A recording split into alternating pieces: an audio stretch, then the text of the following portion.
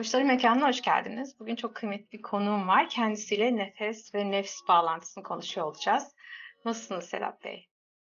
Teşekkür ederim. Davetiniz için de çok sağ olun. İyiyim. Siz Ben nasılsınız? teşekkür ederim geldiğiniz için. Benim için çok kıymetli bir konu. Kendi yolculuğum içinde de nefes benim için çok faydalı olmuştu. Ve sizin storylerinize de bakarken gördüm ki gerçekten nefes neden faydalı? Belki de nefse yaklaştırdığı için gibi de bir cümle gördüm. Hı hı. O da çok hoşuma gitti ve gelin bu konuyu sizle konuşalım dedim. Teşekkür ederim. Siz de kırmadınız. Evet, rica ederim. Tabii ki. Ama öncesinde kısaca bir kendinizi tanıtıyor olsanız ne dersiniz? Olur. Yani şöyle, uzun yıllardır yolculukta olan biriyim. Yani 23. senem bitiyor, 24. senedir bir yolculuktayım. Harika. Bu tasavvuf üzerinden yürüdüğüm bir yol. Öyle söyleyebilirim. Ondan öncesi için de çok soruları olan, çok ciddi sorular sormuş olan gencecik bir delikanlıydım.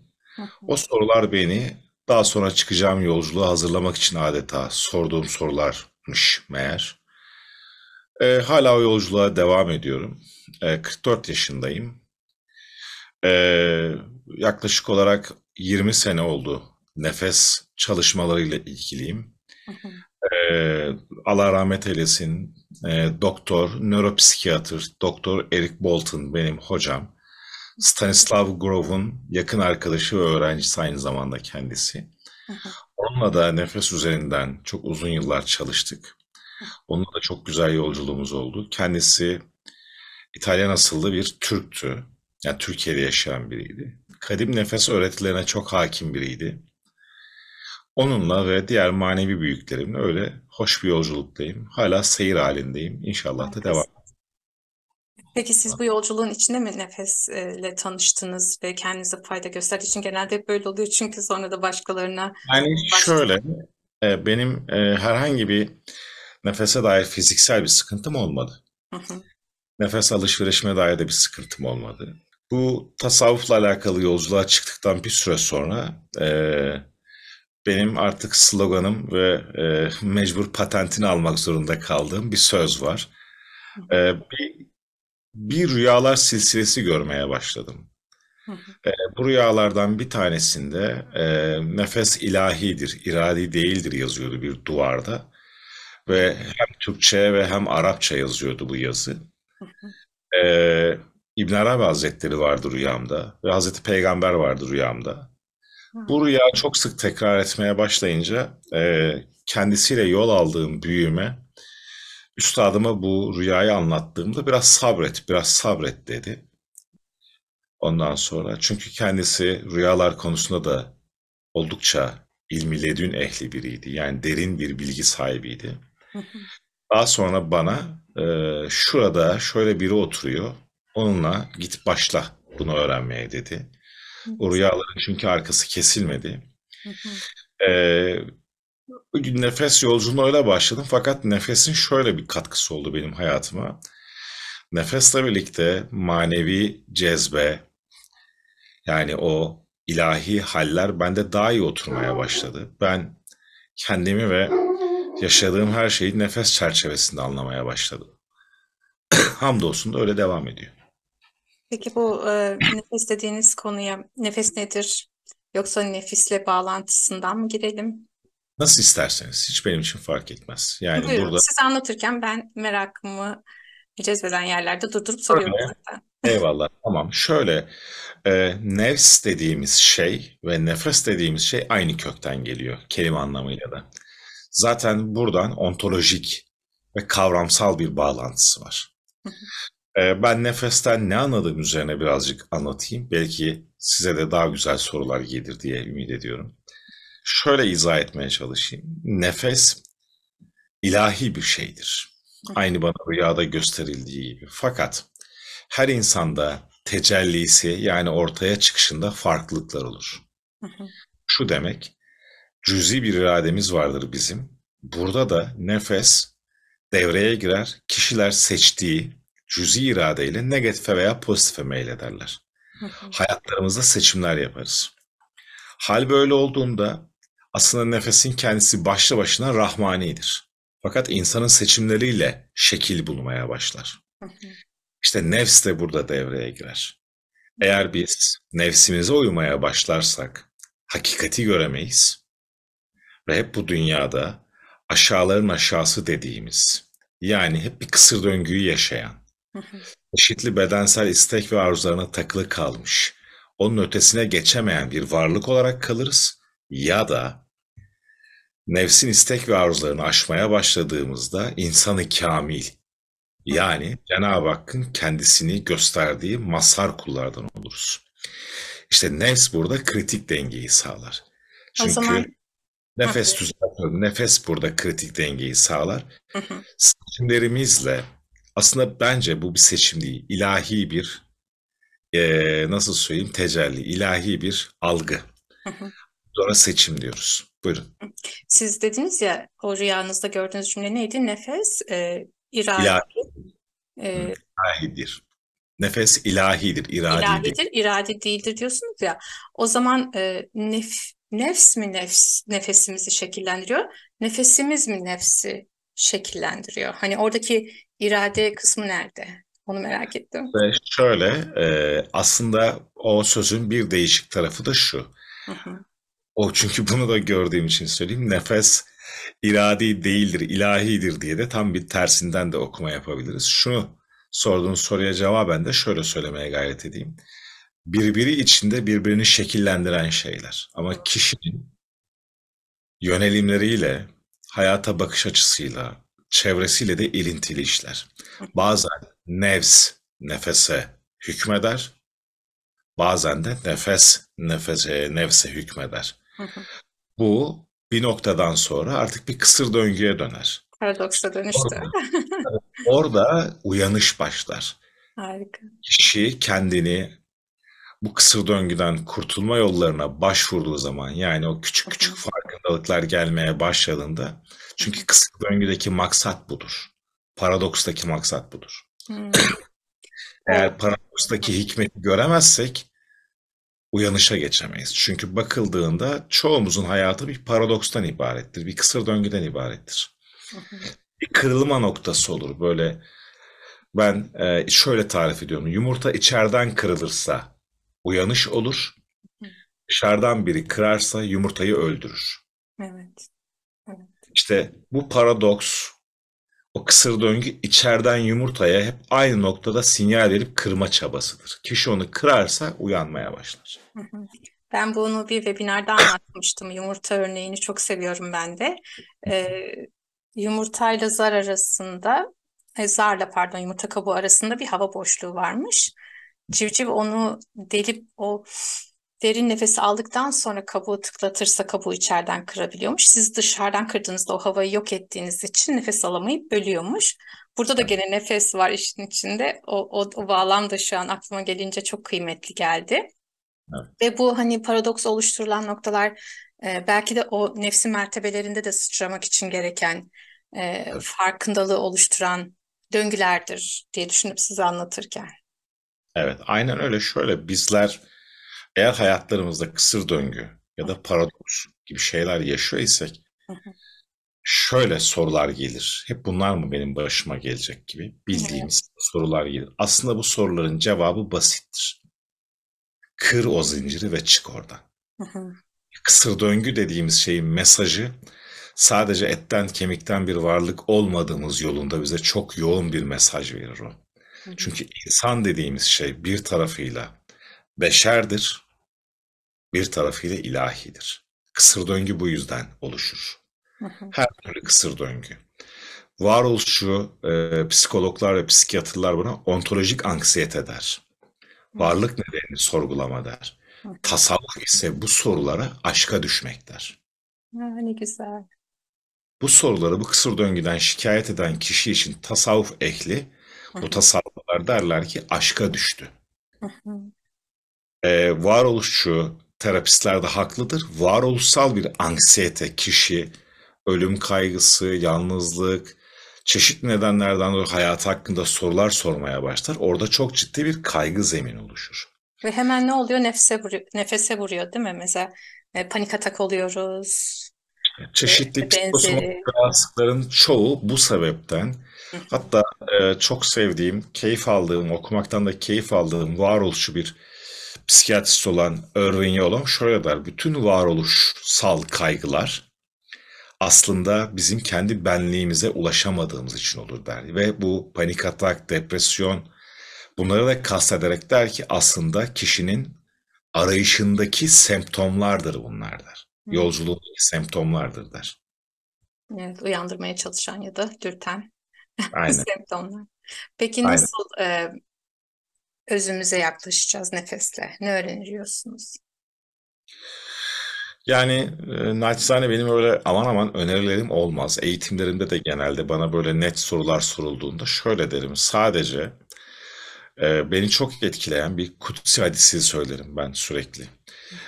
İbn Arabi Hazretleri de bu kutsi hadisi bütün eserlerinde kullanmıştır. Kutsi hadiste şöyle der. Allah peygamberin ağzından kendini bilen Rabbini bilir.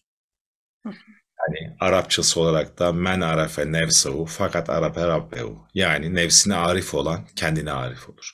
hı. Hı. Özümüze yaklaşmak için içinde bulunduğumuz bu bedeni bir kere bilmek durumundayız.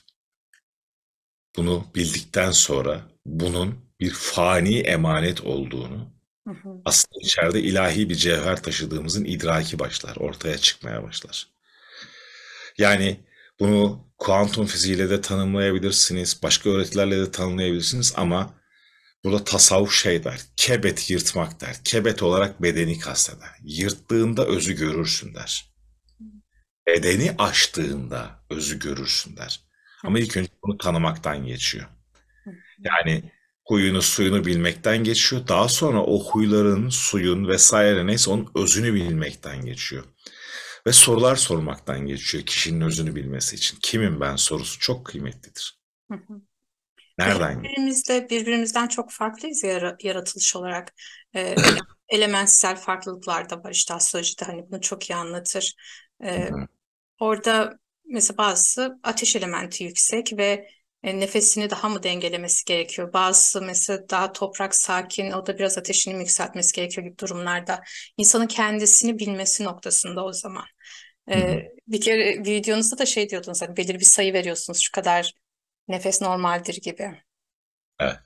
Böyle. Bilimsel veriler onlar. Bilimsel veriler de şöyle maksimum bir dakikada 8 veya 12'yi geçmeyecek şekilde nefes almak Hı hı, sağlıklı nefes alışveriştir.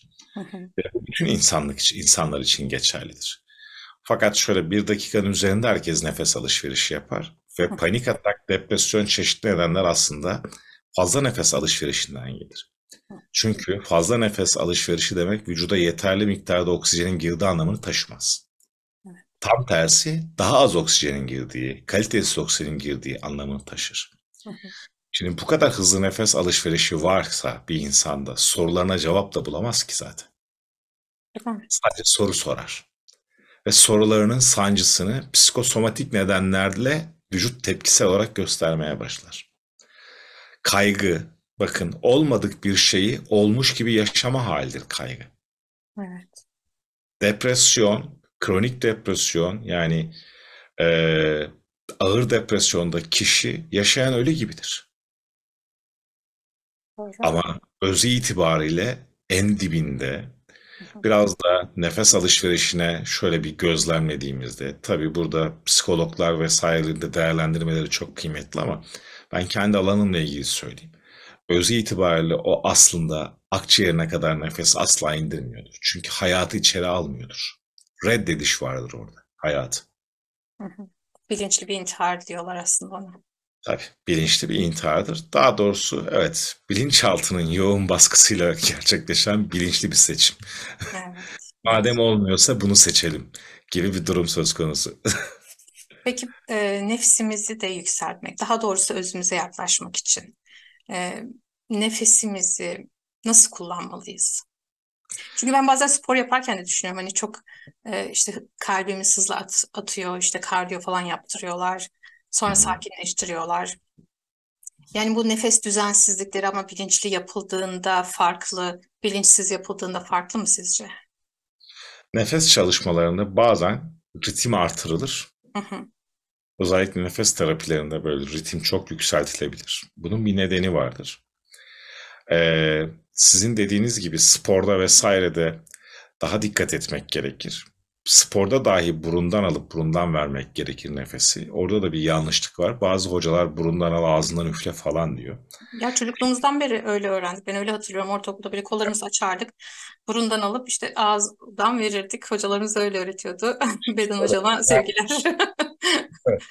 Şöyle tekniksel bağlamda burundan alıp ağızdan üflemek evet bedensel bir gevşeme sağlar bizde. Bu tartışılmaz bir gerçek. Ama burada özü itibariyle doğru nefes bir kere çok kıymetli bir şey. Doğru nefes burundan alınıp burundan verilen bir nefestir. Her seferinde her yerde söylüyorum. Ağız yemek yemek içindir. Burun nefes almak içindir. Peki doğru nefes dediğimiz şey sadece fizyolojik bedenimizi sağlıklı tutmakla kalmaz. Psikolojik tarafımızı da iyileştirmeye geçer. Ama hani sizin dediğiniz gibi nefsimde de yükselmek vesaire gibi ilerlemek istiyorum. Yani bu sorduğunuz soruya istinaden şöyle cevap verebilirim. Bakın doğru nefes ilahi nefestir. Seçim yapmış olursunuz.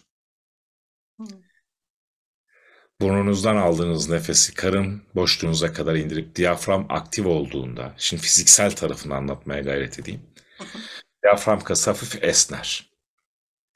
Parasempatik sinir sistemi devreye girer ve vücuda bir sakinleşme mesajı gider. Beyin yeterli oksijeni aldığı için komutu verir ve beden ana geçmeye başlar. Bir relax hale geçmeye başlar. İç dünyamız daha dinginleşmeye başlar.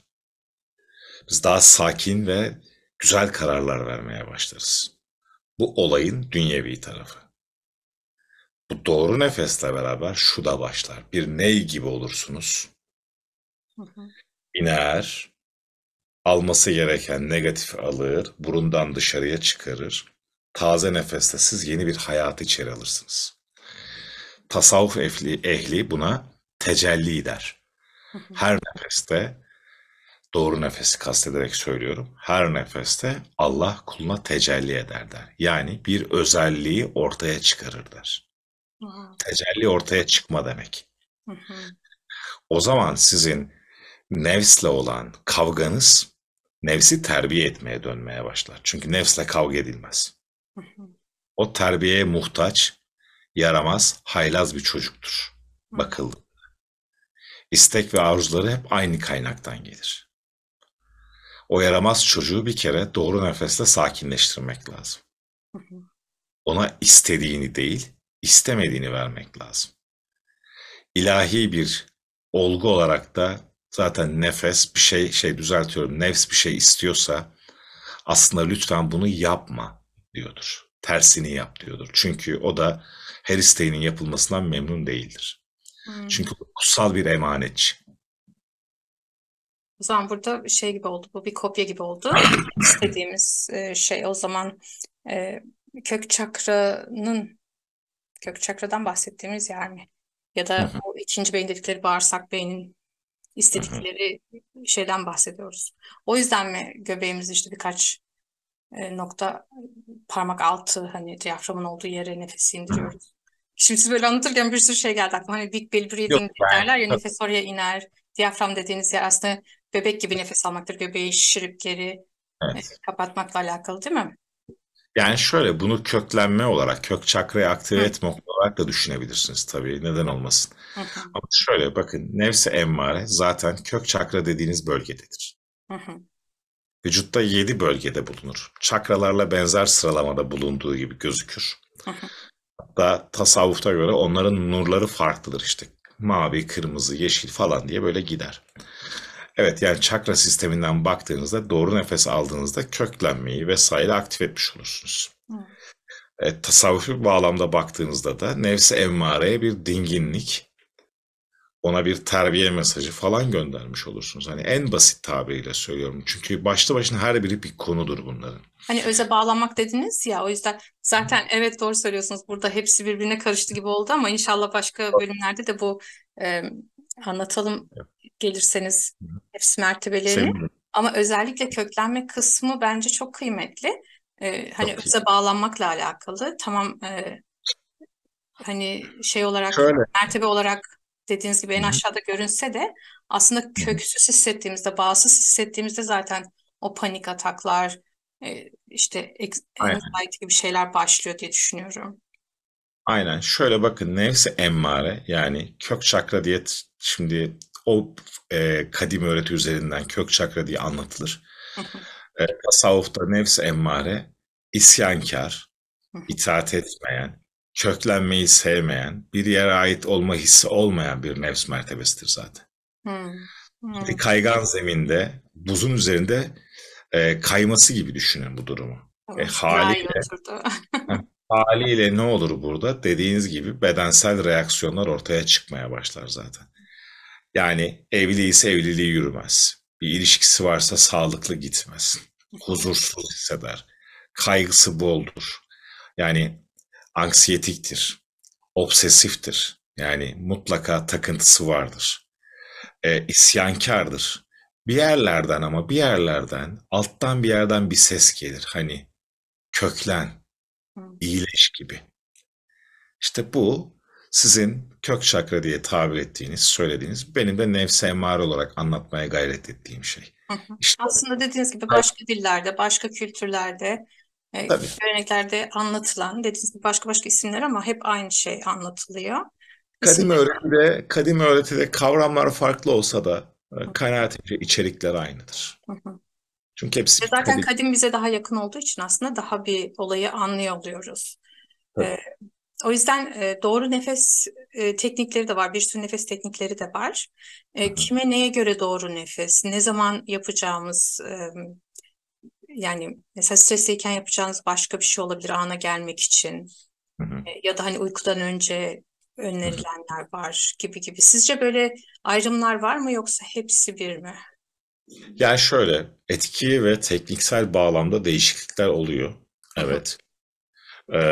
Birincisi, az önce dediğim gibi, burundan alıp burundan vermeye başlamak en kıymetli doğru nefes bu. Hani İlk bunu bir adım bu o zaman. Burundan alıp burundan veriyor olacağız yerde, nefesimizi. aynen, bunu bir yerde ayrı tutalım. Bu zaten olmazsa olmazımız gibi. Hı hı. Ama işte stresliyken ana gelmek için burundan alıp ağızdan üfleyerek, bedeni gevşeterek de bir çalışma yapılabilir. Bunlar teknik, ama Hı hı. düzenli yapılması gereken değil. Teknik, süreli. Belki 5 dakika, belki 10 dakika yapılması gereken şeyler. Hı hı. Gece uykuya geçemiyoruz, huzursuzuz.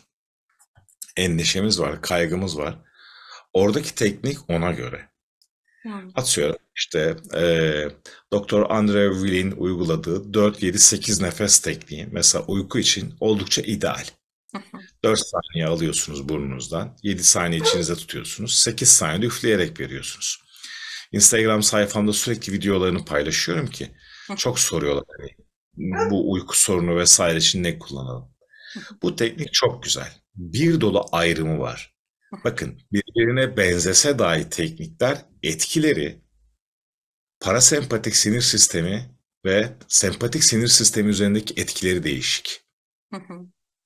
Yani fizyolojik tarafı olan şeyler, teknikler. Hı hı. O yüzden mesela şunu da unutmamak lazım. Bedenin bir hafızası var, bir bilge tarafı var bedenin. Geceleyin nefes tekniği yaptığımızda bir sirkadyen ritim vardır mesela.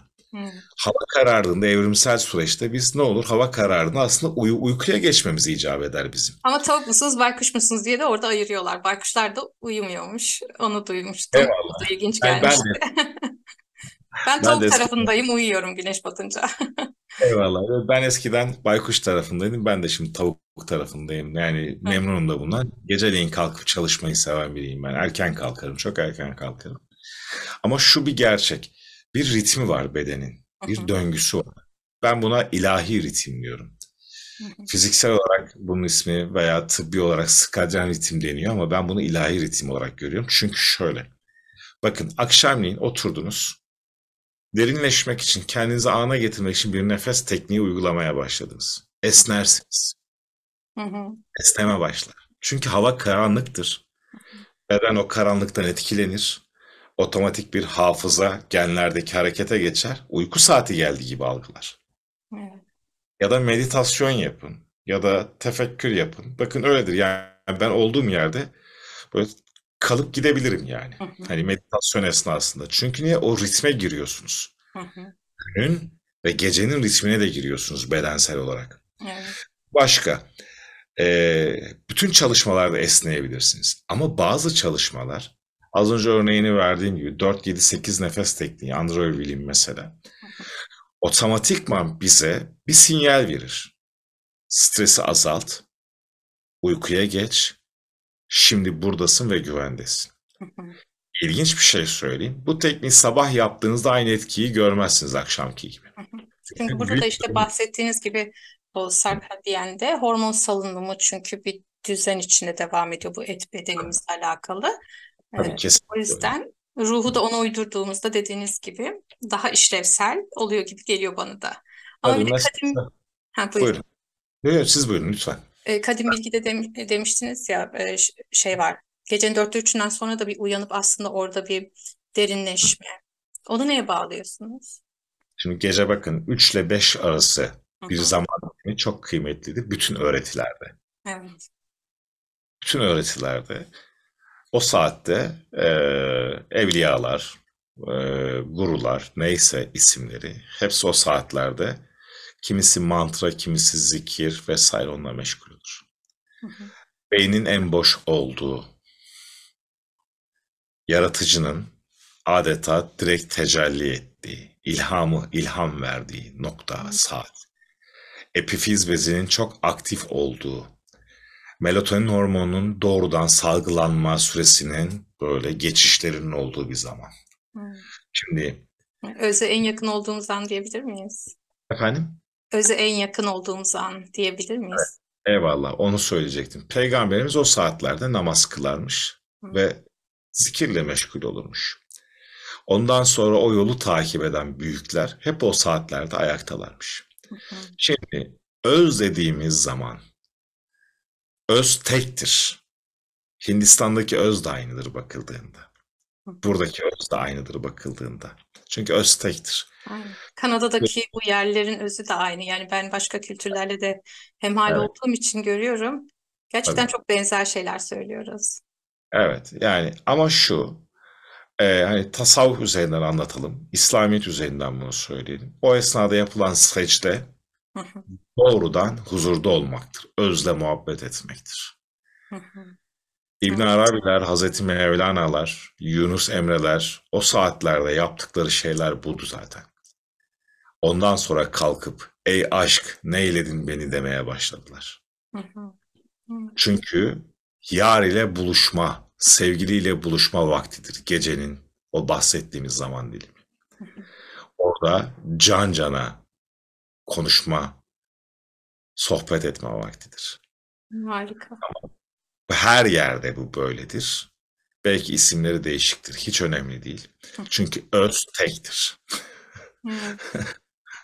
Biz Işık Hanım'la da geçen gün konuştuk. Orada da çok güzel şeyler anlattı. Nefese yaklaşmak çok kıymetli. Nasıl olduğu ister bilimsel kafanıza yaklaşın, ister dediğiniz gibi düşünerek yaklaşın, nefes alarak yaklaşın. Ama nasıl yaklaşıyorsanız yaklaşın. Bunun tek bir şey var, belirtisi galiba. İnsan huzur içindeyse özüne yakın, huzursuzluk hissediyorsa özden kopmuş gibi geliyor. Evet, hemfikirim sizinle. Değil mi? Huzursuzluklarımızın çeşitli sebepleri olabilir. Hı hı. Dünyayı sebeplere bağlamamız kolay. Ortada bir sebep yokken bile huzursuz hissettiğimizde biz sebep bulabiliriz Evet. huzursuzluğum.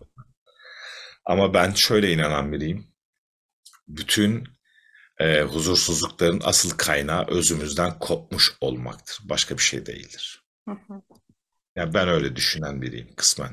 Hı Ve hı. çoğu zaman da bu duygudayım açıkçası. Teşekkür ediyorum. Dedim ya sizi buldum diye bir oradan tencereye kepçe attık, bir buradan attık gibi oldu ama Nasıl? inşallah Sor. diğer programlarda daha spesifik konuşuyor oluruz. Ben merak ettiğim her şeyi sormaya çalıştım. Tekrar Tabii. nefes nefes bağlantısında eklemek istedikleriniz varsa onları alayım. Bugünlük bu kadar olsun. Tamam. Yani şöyle eklemek istediğimden ziyade öncelikle davetiniz için teşekkür ederim. Teşekkür ederim. Çünkü Işık hocamla birlikte şöyle bir algımız var. Biz kendisiyle çok kendisine karşı muhabbetim olan Hı bir hı. hanımefendi. O da beni sever. Hı hı. Biz bir şeyleri söylemek istiyoruz. Bir şeyleri gerçekten anlatmak istiyoruz. Ne güzel. Sadece işte çeşitli farkındalık söylemleri değil. Hı hı. Çünkü özün bizden beklentisi artık kendisinden uzaklaşmamamız. Işık hocam kendi cenahından, ben de kendi cenahımdan bunu anlatmaya çalışıyoruz. Teşekkür ederim bunun için de. Harikasınız. Yani bizim de bu kanalı açarken gerçekten niyetimiz oydu. Hı hı, Çünkü ben de dediğim gibi kendi yolculuğumdan geçerken birçok araç kullandım. Bunlardan biri de nefesti. hı Dediğiniz gibi araç gibi kullandığınızda okey sizi stabil yapıyor. Ama o araçtan çıkıp o nefesin ne kadar kıymetli bir şey olduğunu fark etmeye başladığınızda işte o öze yaklaşmaya başladığınızda belki de daha farklı açılımlar yaşıyorsunuz. Umarım bunu da herkes yaşar diye biz de elimizden geldiğince programlar yapıyoruz. Teşekkür ediyorum hı. tekrar. Ağzınıza sağlık. Siz de çok güzel hizmet Ya. ediyorsunuz bence. Keyifli bir hizmet olsa gerek. Sayenizde. Teşekkür Bugünlük ederim. de bu kadar olsun. İnşallah bir dahaki programlarda görüşmek üzere diyorum. Hoşça kalın herkese. Teşekkür ederim. Çok sağ olun.